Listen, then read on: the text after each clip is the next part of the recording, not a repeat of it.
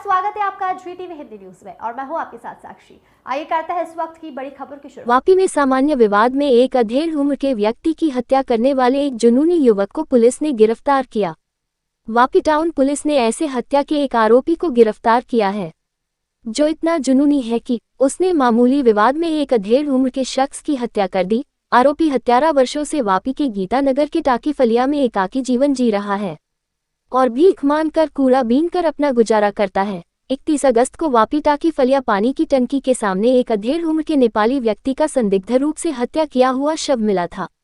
हत्या करने वाले आरोपी को पुलिस ने कुछ ही घंटों में पकड़ लिया है।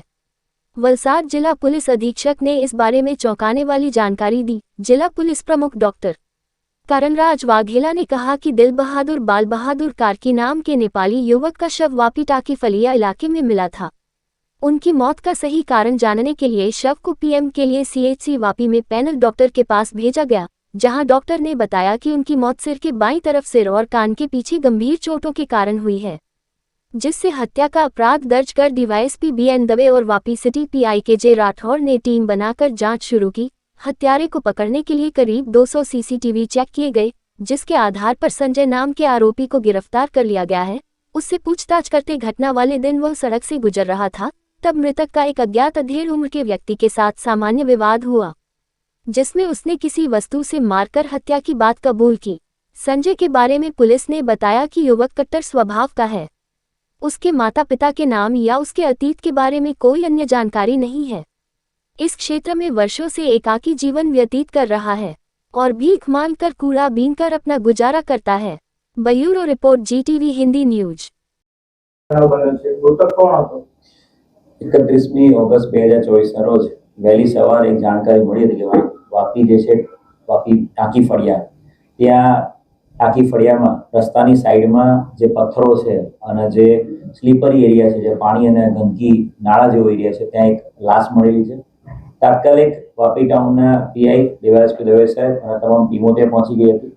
સૌથી પહેલા જે મરણ જનાર છે એની લાશની ઓળખ વિધિ કરવામાં આવી અને જે મરણ જનાર છે એના પાસેથી જે મળેલું આધાર કાર્ડ અને એની સાથે સાથે એના જે મિત્રો છે એની પૂછપરછ કરતા લાશની જે ઓળખ કરવામાં આવી એ મરણ જનાર છે એ દિલ બહાદુર કાર્કી ઉંમર વર્ષ 53 છે, જે વાપી ટાંકી ફળિયામાં જ એક ફ્લેટમાં રેન્ટ ઉપર રહે છે અને ઓરિજિનલી નેપાળનો છે।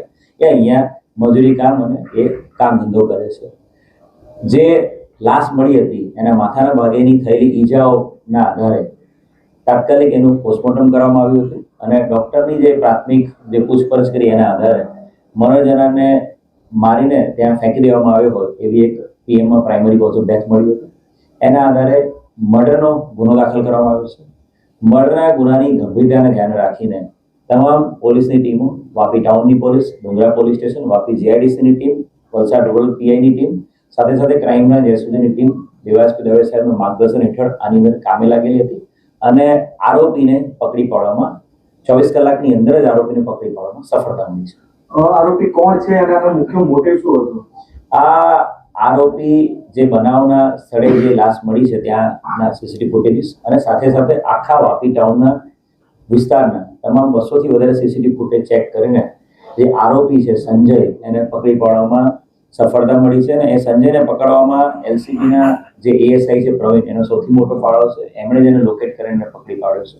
સંજયની પૂછપરછ કરતા હાલ એ રસ્તા પરથી જ્યારે આ દિલ બહાદુર પસાર થતો હતો ત્યારે એની સાથે કોઈ કારણસર એની બોલાચાલી થઈ હતી અને બોલાચાલી થઈ પછી એમનો ઝઘડો થયો હતો અને ઝઘડા દરમિયાન મારામારી કરીને એણે આરોપી સંજય આ દિલ બહાદુરને ટાંકી ફળિયા પાસે જે જેવું નાળા જેવો વિસ્તાર છે ત્યાં મારીને એને ફેંકી દીધો।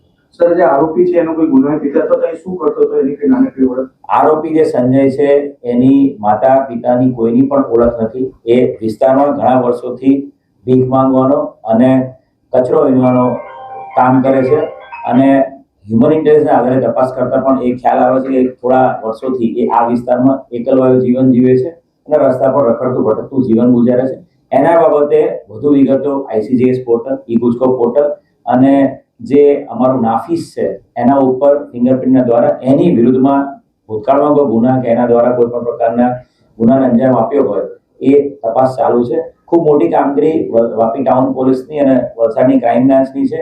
આવો વ્યક્તિ જે ફક્ત સાદી બોલાચાલીમાં કોઈનું મર્ડર કરી શકે તો એ બીજા પણ ગુનાને અંજામ આપી શક્યો હોત, એટલે તાત્કાલિક સમય મર્યાદાની અંદર આરોપીને પકડી પાડવામાં હાલ જે પૂછપરછ કરી છે બંને એકબીજાને પરિચિત નહોતા. દિલ બહાદુર છે એ ચાલતો જતો હતો અને ચાલતો જતો હતો ત્યારે વ્યક્તિ સામેથી આવ્યો છે અને સીધી એની સાથે बोलाचाली કરીને ઝપાઝપી કરીને એનું મર્ડર કરી નાખ્યું છે। देश दुनिया की तमाम खबरों के लिए देखते रहिए GTV हिंदी न्यूज। चैनल को लाइक करें, शेयर करें और सब्सक्राइब करें। Welcome to our YouTube channel.